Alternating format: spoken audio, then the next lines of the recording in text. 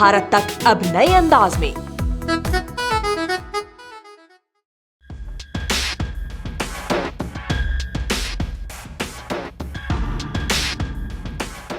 भारत और फ्रांस की दोस्ती के चर्चे तो आपने खूब सुने होंगे, लेकिन आज हम आपको इसी का प्रमाण दिखाने जा रहे हैं कि कैसे भारत की मदद से कैसे फ्रांस अरब देशों में शक्तिशाली बन गया है और कैसे चौड़ी हो गई है फ्रांस की छाती।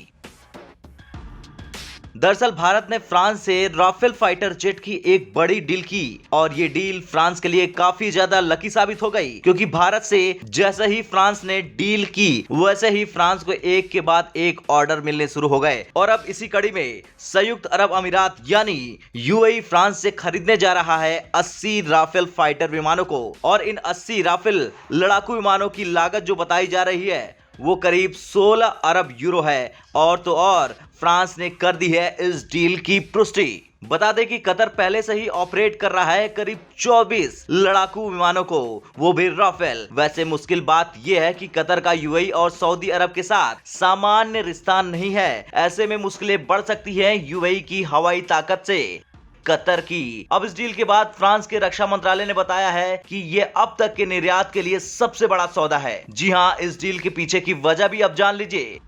दरअसल फ्रांस के राष्ट्रपति इमैनुअल मैक्रोन खाड़ी देशों के 2 दिवसीय दौरे के पहले चरण में अमीरात पहुंचे हैं। यूरोपीय संघ की अध्यक्षता ग्रहण करने के 1 महीने पहले मैक्रोन सऊदी अरब अमीरात, कतर और सऊदी अरब के दौरे पर हैं। 2022 में फ्रांस में राष्ट्रपति चुनाव भी होने वाले हैं, जिसमें मैक्रोन दूसरा कार्यकाल हासिल करने का प्रयास करेंगे। वैसे ये डील काफी लंबे वक्त से चल रही है, करीब 1 दशक से इस डील पर अब जाकर सहमति जताई है।